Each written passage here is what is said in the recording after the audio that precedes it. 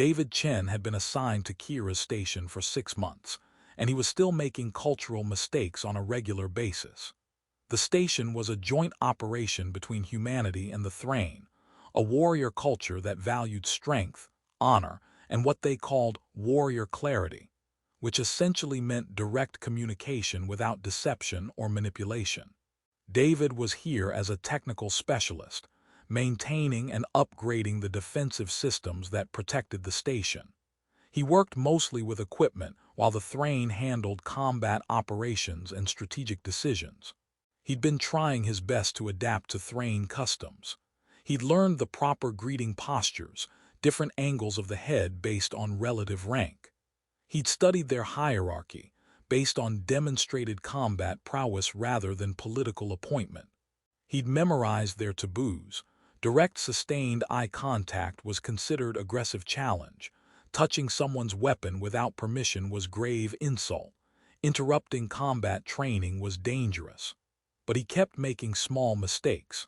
Using the wrong hand gesture, standing in someone's challenge position accidentally, misreading the meaning of their bioluminescent markings. The Thrane were patient with him mostly. They seemed to appreciate that he was trying even when he got things wrong. One of the Thrane warriors on the station was Kurathan. She was hard to miss. 7.5 feet tall, powerful build, scales that shimmered dark blue-black with bioluminescent markings that glowed amber when she was focused. She held a position as combat specialist, respected among her people, with a reputation for being formidable in both direct combat and tactical planning. David had noticed her. Obviously. Everyone noticed Kurathan when she was around. He'd been careful not to stare at her face. Prolonged eye contact was aggressive in Thrane culture, something he'd learned very quickly during his first week when a Thrane officer had interpreted his nervous staring as combat challenge. So when he saw Kurathan in corridors or training areas, David had developed a habit of watching her from behind as she passed, observing her movement, her bearing, the way she carried herself. He told himself it was professional observation, learning about Thrane body language and combat stances. He'd been doing this for weeks, maybe months, watching how she moved with that perfect warrior balance, how she positioned herself in rooms to maintain clear sight lines to all exits, how other Thrane responded to her presence, deferential but not fearful, respectful in a way that suggested earned status rather than mere rank. One afternoon, David was in the main corridor reviewing maintenance schedules on his datapad when Kurathan walked past. He looked up, tracked her movement from behind, noting how she moved with efficiency, no wasted energy, perfect spatial awareness. She stopped mid-stride, turned around, looked directly at him. Her markings were flashing colors David didn't recognize, rapid shifts between amber, red, and something that might have been deep purple. "Human David Chen, we need to speak. Privately now." Her tone was sharp, controlled, but there was something underneath it that David couldn't identify. Not quite anger, not quite, he didn't know. "Of course. Is there a problem with the defensive systems? This is not about systems. Follow me." She led him to one of the private training rooms, smaller spaces used for individual practice or instruction. Once the door closed behind them, she turned to face him, her full presence even more imposing in the enclosed space. "Why do you keep staring at my back, human?" David's stomach dropped. I wasn't staring. I mean, I was watching, but not in an inappropriate way. I was trying to be respectful by not making direct eye contact. I know that's aggressive in your culture, so I thought observing from behind was less. You thought watching my back repeatedly, tracking my movements through corridors, observing my guard position in training areas was respectful. Her markings were pulsing in patterns David's cultural database identified as either confusion or agitation, possibly both. I was trying to learn. I've been studying Thrane body language and combat stances, so I don't keep making protocol mistakes. I didn't mean any disrespect. Kurathan's markings shifted to colors that might have been surprise. "You believe I'm accusing you of disrespect? Aren't you? You sound upset. I'm not upset. She paused, her markings flickering through several colors rapidly. Human David Chen, do you not understand what it means in Thrane culture when someone consistently watches another's back? When they track their movements, observe their guard position, show sustained attention to their rear approach. No, I honestly don't know. I'm still learning your customs and I clearly miss something important. It means you consider them worthy of your attention as potential shield partner. As someone whose back you would guard in battle, as someone you would. Her markings shifted to deep amber with hints of red, as someone you would choose as mate companion if they proved worthy. David's brain completely stopped processing. What? Among Thrane warriors, Kurethan continued, her markings still cycling through colors David couldn't fully interpret. We do not stare at faces, that is challenge or aggression, as you correctly learned. But to watch someone's back, to track their movements from rear position, to observe how they guard their vulnerable angles, that indicates you see them as potential equal, as someone you would trust to guard your position in combat. I didn't know that, and by extension, she continued as if he hadn't spoken, as someone you would consider as mate companion. It's how Thranes signal romantic and partnership interest. You watch the back of someone you find worthy. You observe their guard stance. You track their movements to learn if they're compatible shield partner. David felt like the floor had disappeared beneath him. I swear I didn't know. I thought I was being respectful. I was watching because you're impressive and I was trying to learn proper Thrane movement and bearing. So you were not intentionally declaring interest in me as potential mate companion. No, I mean, you are impressive. Obviously. Anyone can see that. But I wasn't trying to declare anything. I was just trying not to be rude by staring at your face. Kurethan was quiet for a moment, her markings cycling through a sequence that ended in what looked like amber mixed with something softer. You watched my back consistently for 3 months. You tracked my movements through training areas. You observed my guard positions during combat drills. You positioned yourself to watch my approach angles in social spaces. All of this without understanding what you were communicating. Yes, I'm an idiot. I'm so sorry if I sent the wrong signals. And yet you continue even now. She gestured to how David was standing. He looked down, realized he'd unconsciously positioned himself at an angle where he could see both her and the door behind her. Maintaining situational awareness, watching vulnerable angles. You position yourself to watch my vulnerable approaches even in private. You track potential threat vectors behind me. This is instinctive for you. I guess. I do that with everyone. It's a habit from my military service, always maintaining awareness, watching approaches, knowing where threats could come from. Kurethan's markings flared bright amber. You were military, combat engineer. 5 years before I moved to civilian technical work. Why? Because that explains much. She moved closer, studying him with new intensity. You have warrior instincts. You watch backs and guard positions because you were trained to protect your unit. You maintain tactical awareness reflexively. But among Thrane, when such behavior is directed consistently at one specific individual, it has very specific meaning. I didn't mean to send that meaning, but you did. For 3 months you have been signaling that you see me as worthy shield partner, that you watch my back, that you guard my vulnerable angles, that you find me worthy of sustained warrior attention. David ran his hand through his hair, a nervous gesture he couldn't suppress. How do I fix this? I don't want to cause problems or make you uncomfortable. That's the complicated part. Kurethan's markings shifted to deep amber. Among Thrane, once someone has shown such sustained attention and the recipient is aware of it, there are only limited responses available. I can formally reject your attention, which I should have done when I first noticed weeks ago. Or I can acknowledge your attention as legitimate courtship and allow it to continue while we assess compatibility. You can reject me. I understand completely. This was all an accident, was it? Her markings pulsed with what might have been challenge. You watched my back because you found me impressive as warrior. You tracked my movements because you wanted to understand me better. You observed my guard positions because some part of you recognized another warrior worth studying. Perhaps your conscious mind didn't understand what you were doing, but your instincts were clear.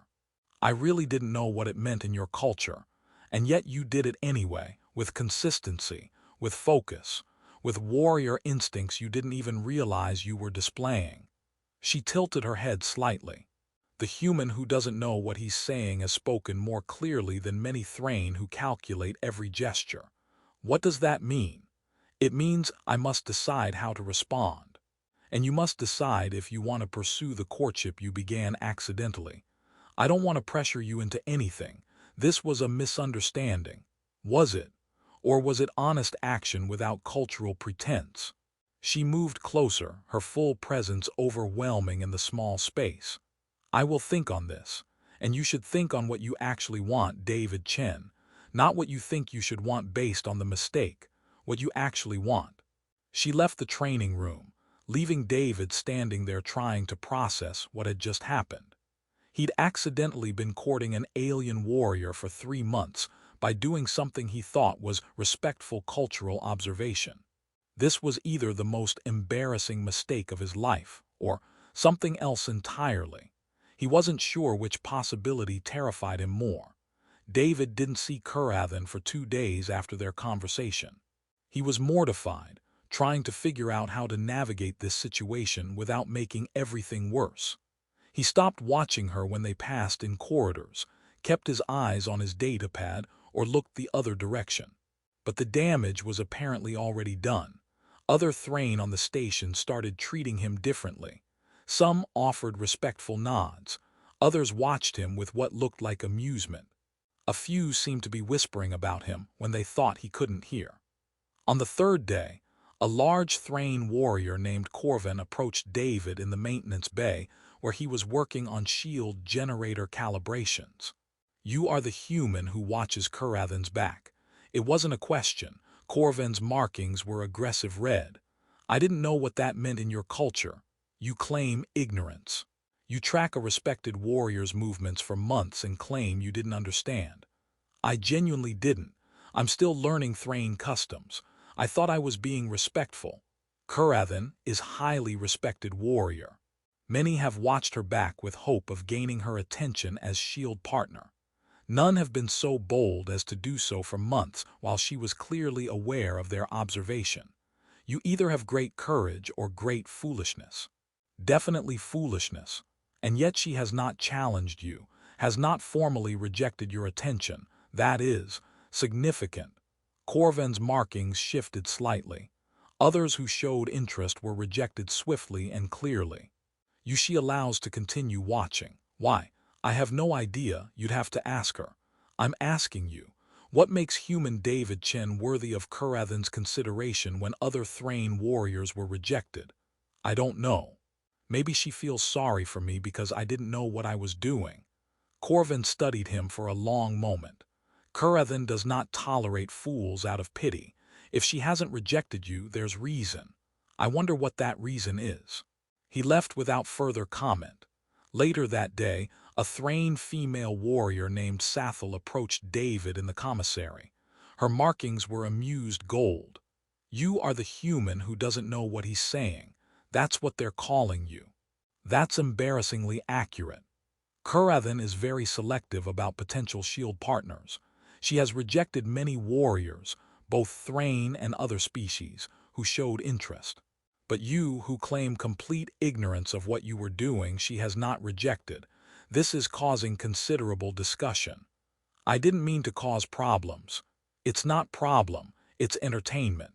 Sathal's markings shifted to brighter gold. Watching Kurathan decide what to do with a human who accidentally courted her for months without realizing is the most interesting thing to happen on this station in 2 years. Courted. I thought it was just signaling interest. Sustained attention over months while the other party is clearly aware. That's active courtship. You have been courting Kurathan. Boldly. Consistently. without apparently understanding what you were doing. That's either remarkably brave or remarkably foolish, possibly both. David put his head in his hands. This is a nightmare. Or opportunity. Depends on how you respond when Kurathan makes her decision. 4 days after the initial confrontation, Kurathan appeared at David's quarters during off-shift hours. He opened the door to find her standing there, her markings cycling through colors that suggested controlled intensity. "We need to talk about resolution. Come in, please." David stepped aside to let her enter. "I've been trying to figure out how to apologize properly. That's not the conversation we need to have." She turned to face him. Among Thrane, once someone has shown sustained courtship attention over a significant time period, and the recipient has not immediately rejected them, there are only two honorable resolutions. Which are: either I formally reject you, which I should have done weeks ago but chose not to, or I acknowledge your attention as legitimate courtship, and we proceed to assess compatibility through traditional Thrane courtship practices. I don't want to force you into anything. This was all a misunderstanding, was it? Her markings pulsed with what might have been challenge.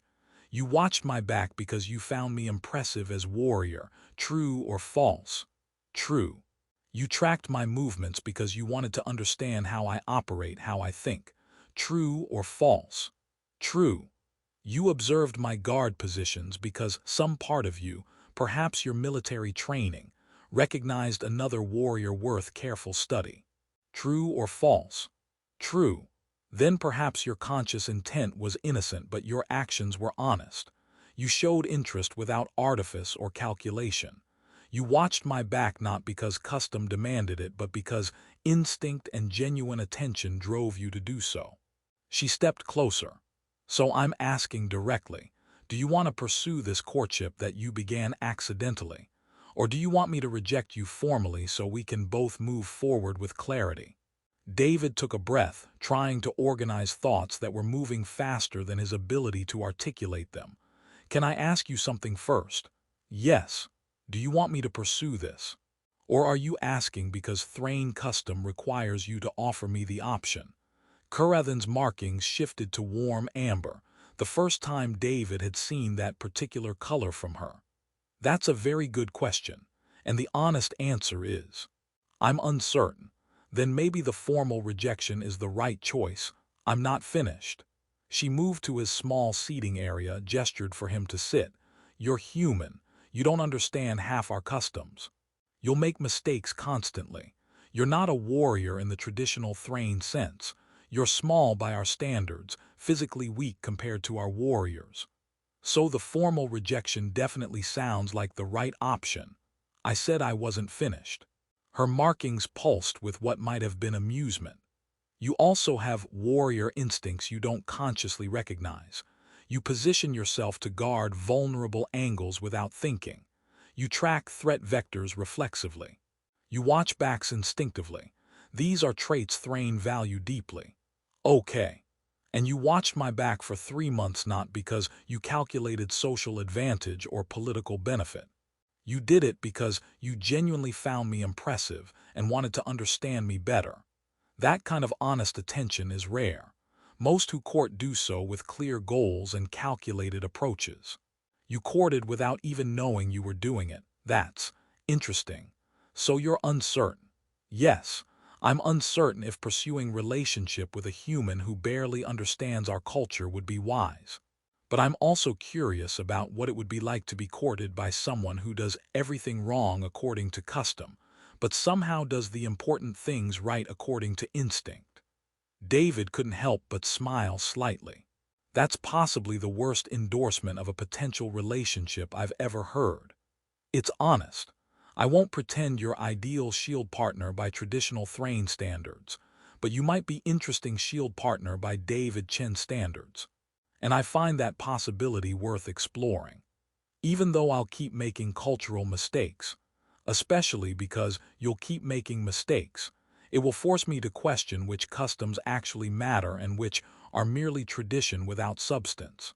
That could be valuable growth for both of us. Over the following weeks, they began what Kurethan called formal courtship assessment, which turned out to involve training together. Kurethan taught David basic Thrane combat forms. He was terrible at them. His human physiology simply couldn't execute many of the moves that required Thrane flexibility and strength. But she noticed something interesting. You're very good at recognizing attack angles and protecting vulnerable positions. Not through our techniques, but through your own approach. Show me how you would defend against multiple opponents. David demonstrated tactics from his combat engineering training, using environment as force multiplier, creating choke points, controlling approaches rather than meeting force with force. That's actually sophisticated, Kurethan observed, her markings glowing with what looked like respect. You fight like someone who expects the environment to be your weapon, because it usually is. I'm not strong enough to go toe-to-toe with most opponents, so I use positioning, obstacles, tactical advantages. Thranes sometimes forget that raw strength isn't the only valid approach to combat. You've reminded me that intelligence and positioning can be just as powerful. Sharing cultural practices. David learned about Thrane honor codes, what their different marking patterns meant, how their warrior hierarchy actually functioned beyond the basic information he'd been given in orientation. Kurethan learned about human emotions, why humans valued romance and affection differently than Thrane did, what human courtship normally involved. Humans spend months just talking and getting to know each other before committing to anything serious. Her markings showed confusion. Why not assess compatibility through training and combat? You learn more about someone's true character in one sparring match than in months of conversation. Different species, different approaches. Neither is necessarily wrong. Your approach seems inefficient, and your approach seems terrifying, but we're learning from each other. Public appearances together. Thrane culture required courting pairs to appear together at certain social and military functions. This meant David attended formal combat demonstrations, standing beside Kurethan while other Thrane performed ritual challenges and skill displays. Other Thrane watched with undisguised interest. The human who'd accidentally courted Kurethan was now formally being assessed. Some offered advice, mostly to David, usually along the lines of try not to embarrass her in public and learn at least basic guard positions. David overheard betting pools about how long this assessment would last. The average bet seemed to be 2 months before Kurethan rejected him. One evening, they were alone in the observation deck, looking out at the planet below. "Do you regret it?" Kurethan asked, starting this accidentally. "Honestly, no. This is weird and complicated, and I'm constantly worried I'll violate some custom I don't know about. But getting to know you, learning from you, spending time with you, that's been really good. What about you?" Her markings shifted to warm amber. "I should regret it. You're completely unsuitable by traditional standards, but I don't regret it. You challenge my assumptions. You make me question what I actually value versus what I've been taught to value. And when you watch my back now, knowing you understand what it means, that feels significant in a way I didn't expect. I do understand now, and I still want to watch your back, not just because of custom, but because I've gotten to know you and I think you're absolutely worth protecting. Even though you're physically weaker than me, and I certainly don't need your protection in combat, especially because of that. Protection isn't always physical. Sometimes it's just being there, paying attention, caring about what happens to you. I can do those things even if I can't match you in a fight." Kurethan was quiet for a moment, her markings pulsing gently. 3 months ago, if someone had told me I'd be seriously considering a human as potential shield partner, I would have called them insane. Now I'm planning to formalize our bond. That's the Thrane equivalent of what exactly? It means we're committed to determining if permanent bonding is appropriate. It's serious. It's public. It means I'm telling all of Thrane culture that I find you worthy of consideration as life partner. Even though I'm terrible at your customs and weak by your physical standards. Yes, Because you're honest. Because you learn quickly without losing yourself. Because you watch my back not because custom demands it, but because you choose to. Those qualities matter more to me than perfect cultural knowledge or physical prowess. 6 months after David's accidental courtship began, they formalized their shield partnership in a traditional Thrane ceremony. The ritual involved combat demonstrations, showing that both partners could function as unit. David was terrible at the formal sequences, and Curathan had to guide him through several of them. But when he took the oath about watching her back and guarding her vulnerable positions, his sincerity was unmistakable. His positioning throughout the ceremony was perfect, always angled to watch approaches, to guard flanks, to maintain awareness. Afterward, several elder Thrane warriors approached him. "You have done something rare, human David Chen," one said. "You courted Curathan without artifice or calculation, just honest attention and instinctive warrior respect. That's more powerful than calculated approaches. I mostly just made mistakes and tried to fix them. You made mistakes with sincerity. You learned from them without defensiveness. You showed Curathan that someone could value her without understanding everything about Thrane culture first. That taught her, and us, something important about the difference between following customs perfectly and honoring the principles behind those customs." When asked about their relationship later, David always said, "I accidentally started courting an alien warrior by doing something I thought was respectful observation, but was actually a pretty bold romantic declaration in her culture. Could have ended terribly. Instead, I got to know someone amazing who was patient enough to teach me what my actions actually meant, while giving me space to decide if I wanted to pursue what I'd accidentally started.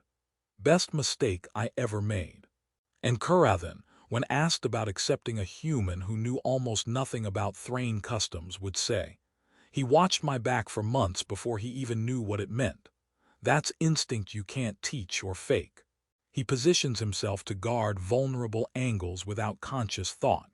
That's warrior nature regardless of species. He learns quickly and adapts without losing his core self. That's real strength. I don't need someone who knows all our customs perfectly. I need someone who will guard my back with genuine commitment and let me guard theirs. David Chen does that naturally. Everything else we can teach each other.